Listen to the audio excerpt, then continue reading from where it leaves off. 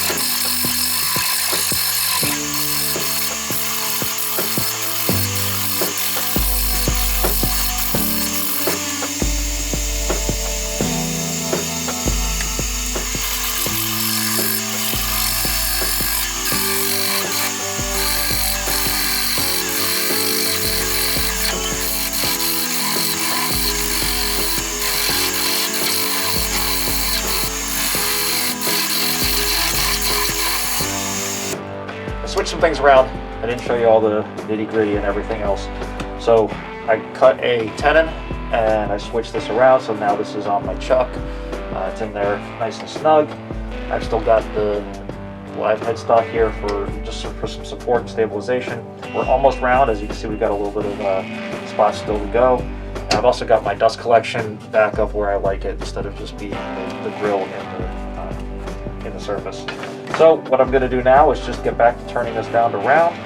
Got some really nice grain coming through. It's going to be a little tricky because over here is nice and hard, and over here where it's been rotting a little bit, it's kind of soft. So that comes off as dust, this comes off as shavings, and all of it just does its own thing. So I'm going to have to take my time, be careful. I also am set up now where I can go a good deal faster on the lathe, so hopefully I can keep that going well. Something I didn't mention before that I need to just remind you about, this is found wood. It's a tree that was around for a long time. There's always the possibility of nails and wires and other things inside it, so I've looked really carefully and I haven't found anything, but I'm still being careful about it. The other thing is, make sure you wear all your protection. I've got the dust collection, I've got my dust mask, I've got my helmet and face shield. So let's get going.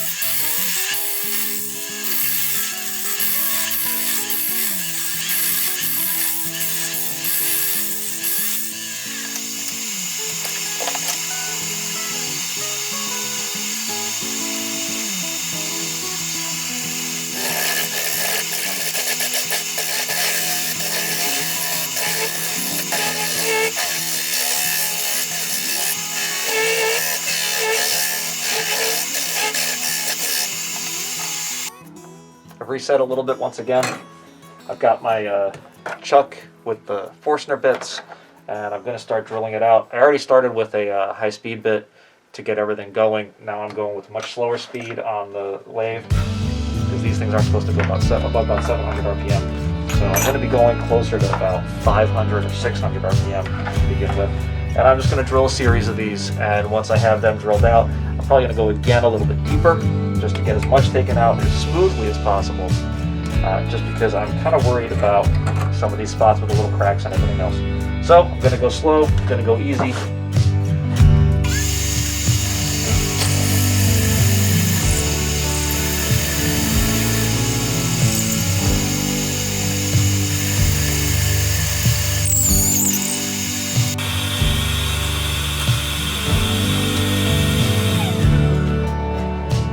Alright, got it out to about 2 1/8 inch with my different Forstner bits.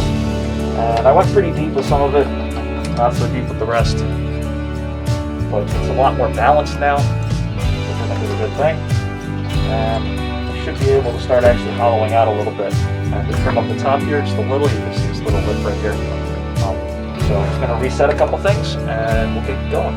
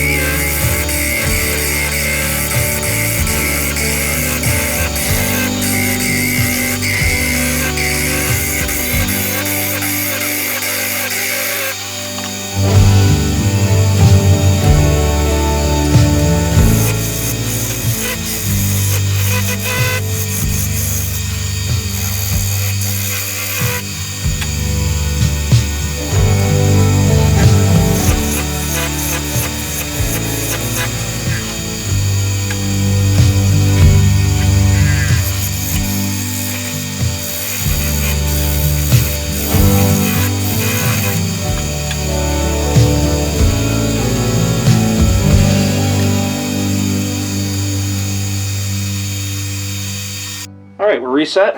I did a couple of test cuts just to make sure that everything was stable and going to move smoothly and everything. So now all I'm going to do is start working on hollowing this out. Taking my time, being nice and careful. You can see there's a couple of cracks that want to happen, so I want to just take my time, be real easy. I'm going to round over the edge up here too, and hopefully that'll take away some of the weak spots here. I'm going right now about 1100 RPM, but I should be able to speed up.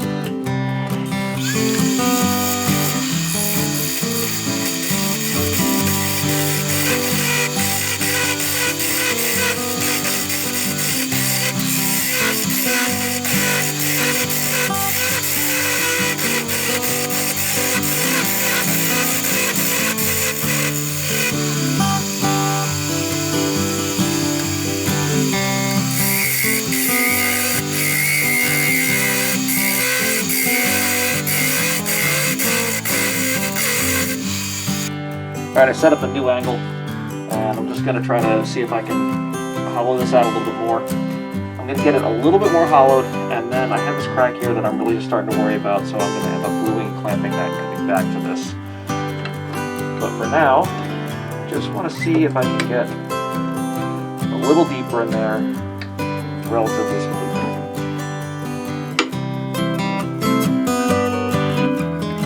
That's about right.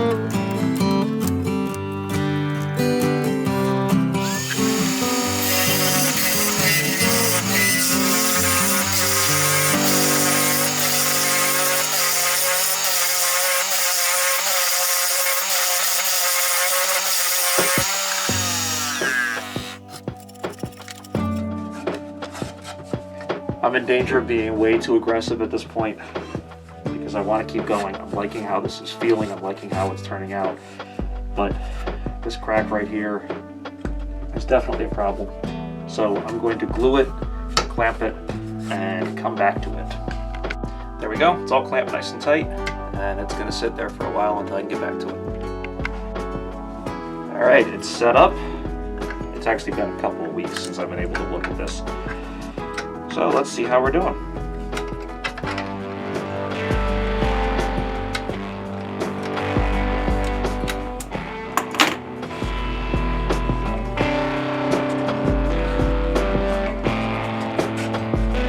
All right, looks pretty good.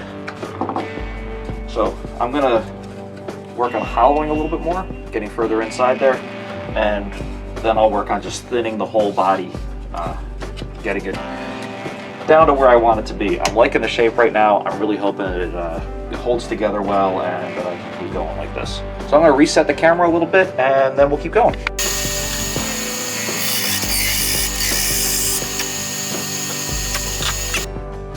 Alright, so long story short, I couldn't really film properly or record properly and also do the hollowing I needed to do. So I hollowed it out off camera. And now what I'm going to do is just kind of do a little bit more shaping on the inside. It's a little bit tricky for me because I really, my tool rest can't get in very far, and at the same time I have to get a whole lot of reach. So I do have this bowl gouge that's long enough that I can do it, but it also requires some real careful concentration so that I don't have a problem with how the leverage works out and have a really bad catch. I'm going to try not to get it into the shot too much. I'm just going to do a little bit of hollowing. If it doesn't come out real well on camera, then I'm just going to switch off to the outside.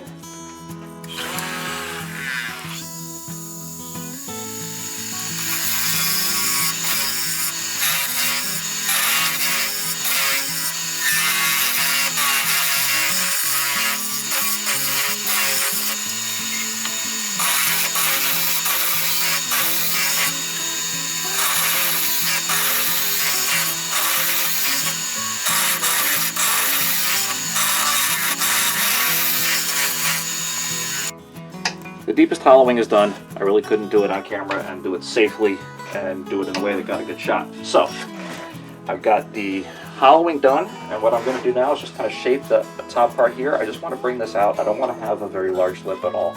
I was originally thinking about having, you know, more of a rim up here, but I've decided I want it to be a little bit more graceful.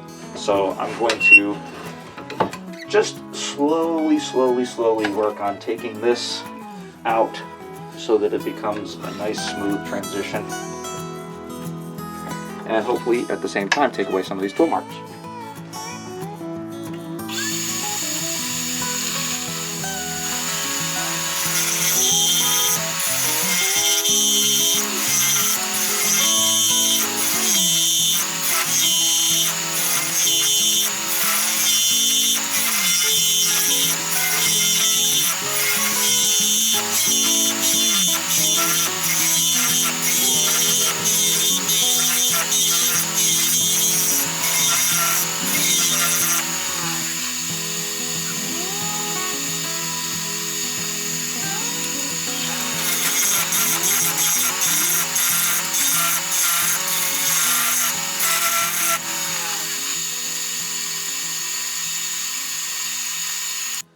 Alright, so I've done the inside most of the way. I did some sanding and everything else. There are some wormholes and things like that that I filled in with some epoxy, so I'm letting that set. And I'm figuring that while this is spinning, that'll just help push the epoxy out into the pores of the wood some more, which ought to be really good.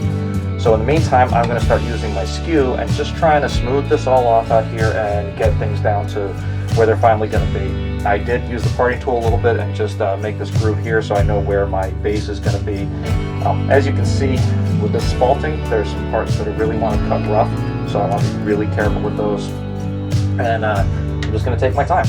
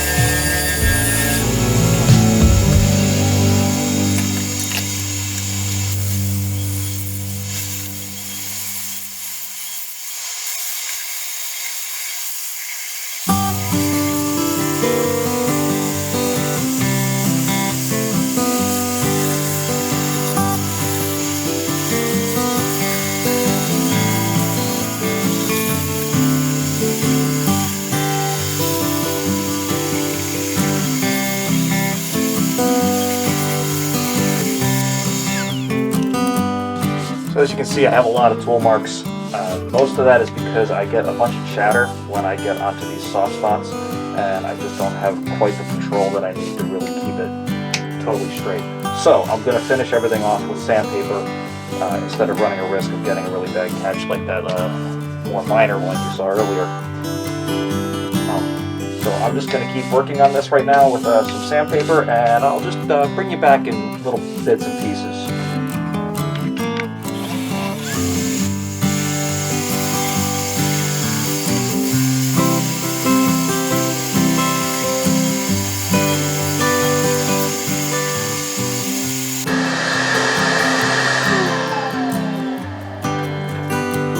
So I'm working on getting rid of the tool marks. I've been sanding them away. It's been going really nicely. Everything feels really nice and smooth.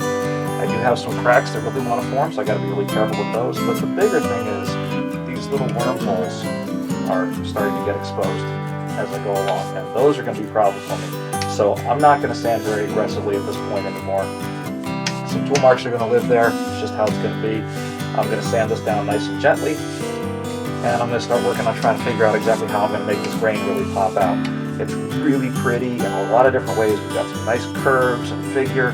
We've got the spalting right here, some soft spots, so those are going to be a little tricky, but I'm going to get it all worked out.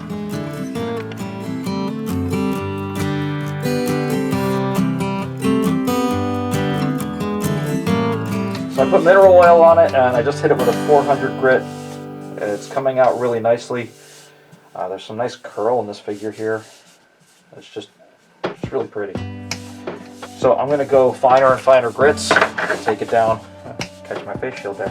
I'm going to take it down just as smooth as I possibly can, and then I'll start building in my finish. I've got it reverse chucked, and I'm just going to do some sanding now. I've already finished off the bottom part here, so I'm able to jam it on here and really get to the entire exterior of it. I'm just going to work on sanding it off some more.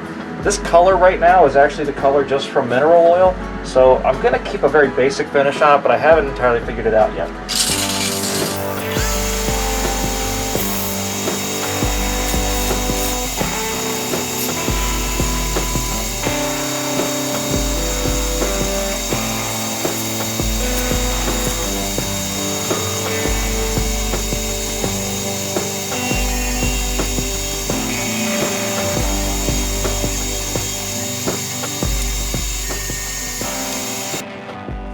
So I took a stain that calls itself Colonial Maple, and I thinned it down to about halfway. And I got this color right here. This is actually the offcut from here. So, except for the fact that it's not sanded and doesn't have mineral oil on it, it's the same basic thing that's what we're going to get. So, I like it. It's going to give it a little bit of color, a little bit of pop. So I'm just going to put it on, and this is not cheesecloth. This is actually a bandage material. I like it because it's very absorbent, and at the same time, if I am using it when the lathe is spinning, which I'm not going to be doing in this case, it actually comes apart really easily. So if I'm holding it too tight and it gets caught on something, that doesn't cause me any problem. Look at that. Just a really light pop of color, just enough to bring out the grain, and enough to soak into those wormholes really nice. That's just going to bring out all of that texture. I'm going to let that sit on there, and in a little bit I'll come back and I'll give it a nice shine. So I'm putting on a wipe-on polyurethane. I've got a couple of coats on already. I'm just trying to build it up a little bit, and once I get it built up really nicely, then I'll probably do a triple E wax to finish it off. But look at that. That's amazing. That looks really nice. It's just the beauty of the wood. I love that. So I will show you when it's finished, and thank you for joining me on the Peaceful Woodturner.